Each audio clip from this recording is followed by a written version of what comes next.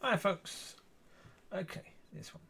This was just on my mind, so I'm doing a video about it now because I think it's relevant. Ish. Okay. This is how something can look like something, but might not be, but could be something completely different, and probably is. So, we go back to, well, yes, 4 years ago. 4 years ago. 4 years ago now, I was still believing, or no, I just started to believe, really, 4 years ago. Now, that I met the person that God had told me about years earlier. A woman named Kylie Bevan. Kylie Jade Bevan, I do believe.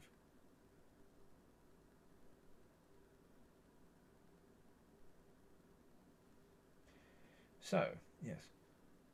God had, well, Rob Hyam, a friend of mine, had said to me, if you think you're going to get married in the future, go to God and ask God about this wife. The wife that he's going to give you. Get some details so you can write those details down, and then when it happens, you know it's God.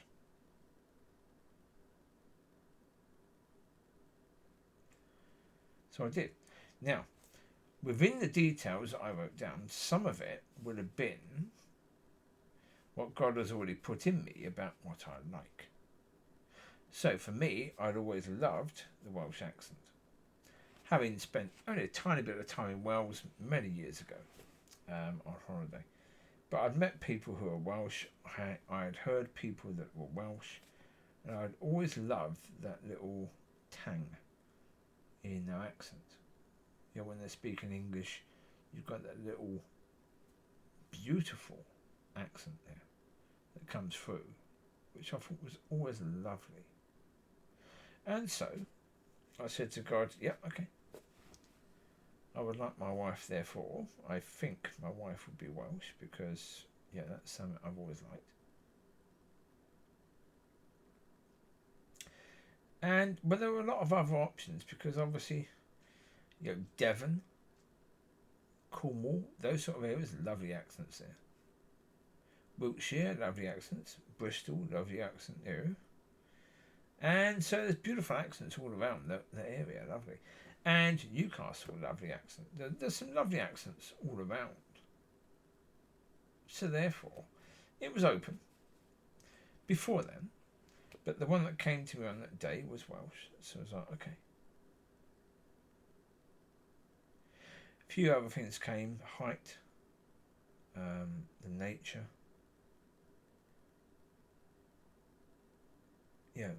A few other things. And then, what does I say? On the day, yes. I've said before, and it is true, she was not wearing a wedding ring, but it's quite possible she doesn't have one. Don't know. It's quite possible she was doing the washing up in the morning and she took her ring off to do that and forgot to put it back on again. The point of it is that, yes, as a single person, you do notice whether there's a ring. You don't notice whether there's a ring tan line because you don't look that hard. You do always look for a ring. And you do. And the reason why is, as I said before, it's very simple. If you're single, you don't want to be chatting up someone who is married. You don't want to be thinking someone is possible if they're married. That's why on around about the 24th of October, 4 years ago, I did a video where there was a lot of anger towards God, and God allowing me to believe that my wife would be someone who is married. Me trusting him on that, and it happens that she's married. I was not impressed.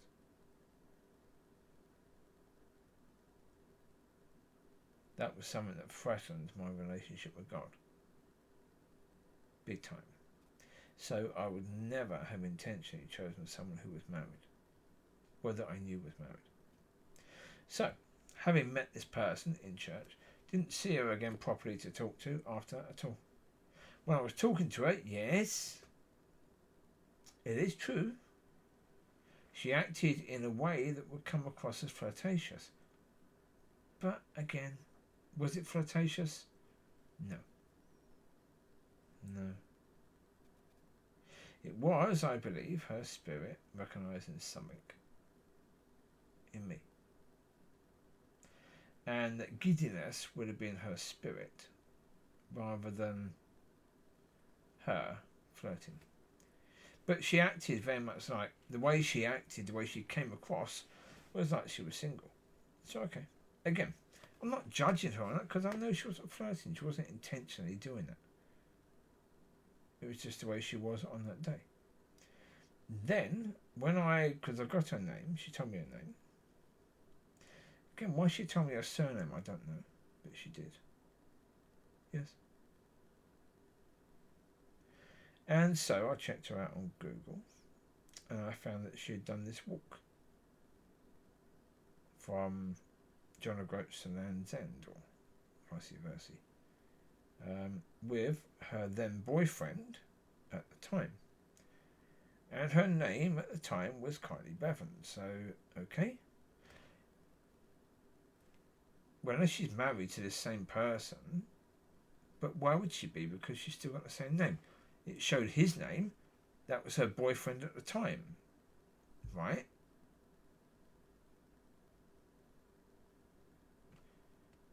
Okay. Right. She still has her name, so therefore another reason to believe that she was single. Again, yeah.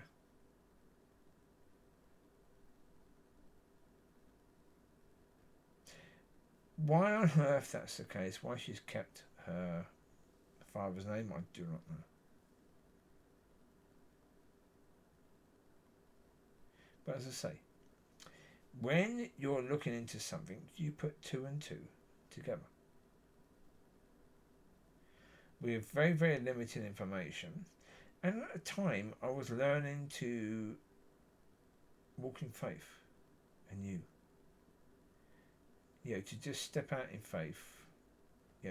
When I believed that God was doing something, just step out in faith. Yeah.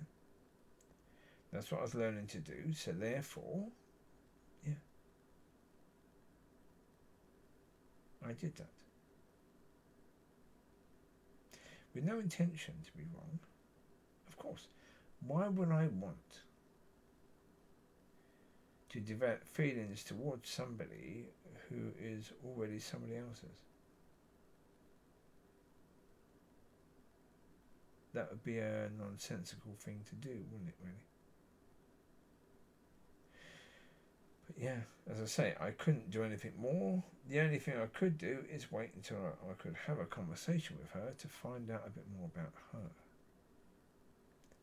That never happened.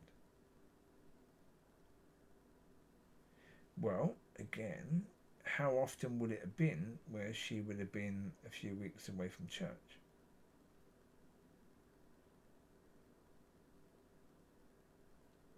Yeah. Where I can't remember what it is. It's not hives, it's something similar to hives that she had. How often that flares up? Probably very, very rarely. And it just happened to flare up at that time.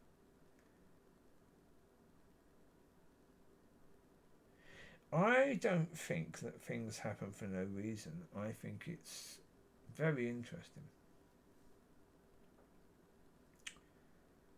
that, because if I'd seen her, if she'd been coming to church normally, I would have seen her, I would have spoken to her after the service, I would have found out she'd married, so I would have dropped the whole thing and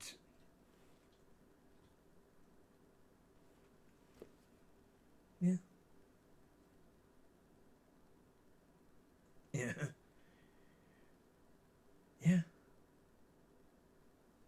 But no.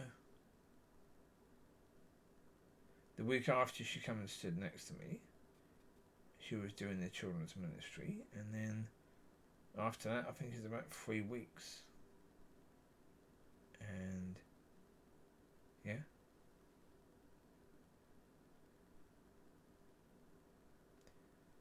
So the point of it is, if you are just walking in faith at that point in time, you do. And when the only person you have to talk to about things is God, you go for it. Yeah. And as I say, that the reality is, I don't know who she is as a person. I don't. What I do know is that, yeah, it's incredibly unfortunate that she's at a church that didn't teach her. That when she asked the pastor to stop me from coming to services she goes to, the pastor should have said no. The pastor should have referred her to the Word of God and to doing things according to God. He didn't. So, in asking for that, she got herself into trouble because she's going to a church which is not of God, where the people in charge of the church, the whole leadership, couldn't care less about doing things God's way.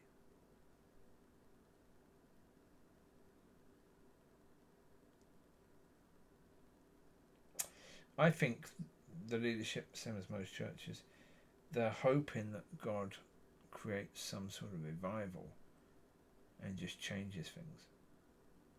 And that from day to night or from night till day, they go to bed, next morning there's revival and everyone's changed and they can just step into this new thing that's lovely and of God and wonderful, and they don't have to go through anything to actually get there. Because they're not willing to do anything. They're not willing to do any of the things necessary for the revival, any revival, to start there. They just want it to start somewhere and for it to spread and take over that church. So when the Lord comes back, they're doing things according to God, but they want God to do it.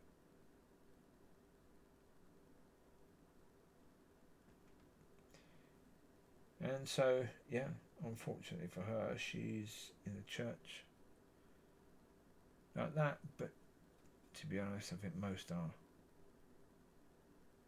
I don't think you'll find many churches that are not like that. So, yeah. Yeah, it's not an easy thing for anyone to deal with, is it really? Yeah. I say none of that now concerns me, really. In a sense, am I bothered that I went through that? No. Am I bothered that I got it wrong? No, not at all. No, because I know I never intentionally got it wrong. I know that I wouldn't intentionally put myself through that, yet alone someone else. I'm not that stupid that I would voluntarily put myself into a situation where my heart's going to be broken and my relationship with God is going to be put under incredible strain. For what? For all the years before, I'd never honed in on a woman. Not one. I'd never said that woman is the one that God was telling me about. Not once.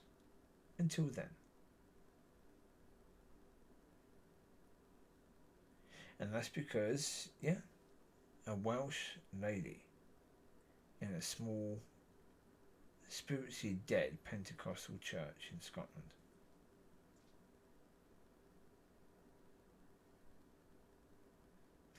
Nobody ring comes to stand next to me when I'm going through one of the worst things I could possibly be going through. Talks to me a bit flirty, even though not flirting, no.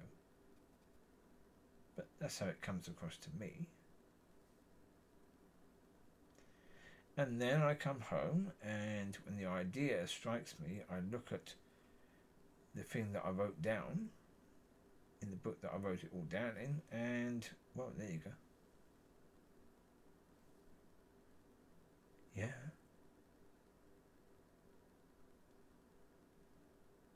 Yeah. About 8 or so years earlier, I'd written it down. Yeah, the things that God had given me, and as I say, some of the things that have come from me. But staring back at me on the pages was this woman. Yeah. Although again, maybe all that was just for a purpose. Something completely different to what I thought the purpose was.